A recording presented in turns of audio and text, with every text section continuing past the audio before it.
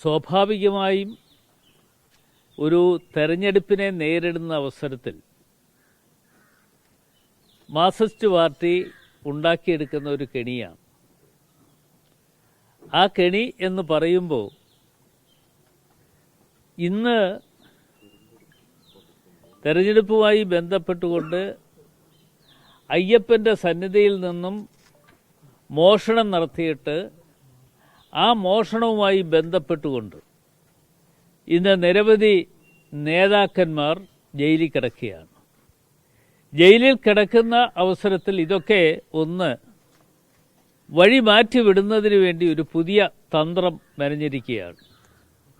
ആ തന്ത്രത്തിൽ ഇന്ന് ഞങ്ങളെ സംബന്ധിച്ചിടത്തോളം ഞങ്ങൾക്ക് വ്യക്തമായ അഭിപ്രായമുള്ളവരാണ്. ആ അഭിപ്രായങ്ങൾ ഞാൻ ഇന്നലെയും തുറന്നു പറഞ്ഞതാണ്.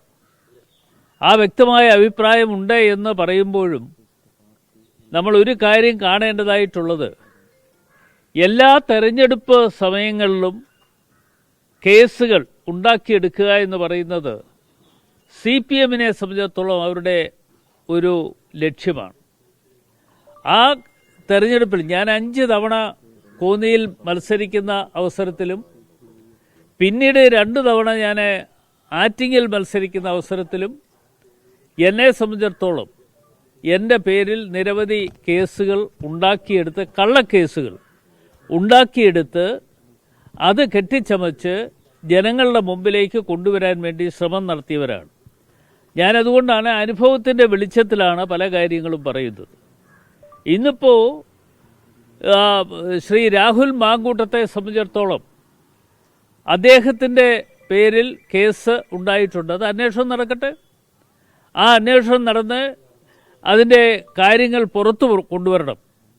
അതല്ലാതെ കണ്ട് ഇത് പുകമറ സൃഷ്ടിച്ചുകൊണ്ട് മുമ്പോട്ട് പോകുന്നത് ശരിയായ ഒരു കാര്യമാണോ എന്ന് മാധ്യമ സുഹൃത്തുക്കൾ എന്നുള്ള നിലയിൽ നിങ്ങൾ കൂടി അത് ചിന്തിക്കണം, ആലോചിക്കണം എന്ന് മാത്രമാണ് ഈ കാര്യത്തെക്കുറിച്ച് എനിക്ക് പറയാനുള്ളത്. ഇത്തരത്തിലുള്ള ഇരകൾ എല്ലാ കാലഘട്ടങ്ങളിലും CPM-നെ സംബന്ധിച്ചിടത്തോളം ലഭ്യമാകുന്നുണ്ട്.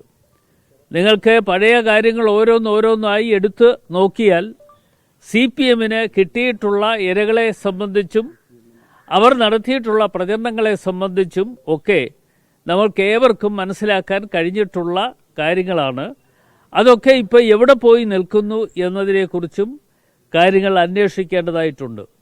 പല കാര്യങ്ങളും പുകമറ സൃഷ്ടിച്ച് അതിൻ്റെ പിന്നിൽ നിന്നുകൊണ്ട് പല പ്രവർത്തനങ്ങളും നടത്തുമ്പോഴും അതിൻ്റെ പിന്നിൽ നിന്നുകൊണ്ട് പ്രവർത്തിക്കുന്ന CPM-നെ സംബന്ധിച്ചിടത്തോളം അവരുടെ മുഖം രക്ഷിക്കുവാൻ വേണ്ടി ഇപ്പോൾ അവരുടെ മുഖം രക്ഷിക്കുക എന്ന് പറയുന്നത് ശബരിമലയുമായി ബന്ധപ്പെട്ടുകൊണ്ട് നടത്തിക്കൊണ്ടിരുന്ന കൊള്ളത്തരങ്ങൾ പുറത്തു കൊണ്ടുവന്നതിൻ്റെ പ്രതികാരം എന്നുള്ള നിലയിൽ ആണ് ഇന്ന് മുമ്പോട്ട് പോകുന്നത്.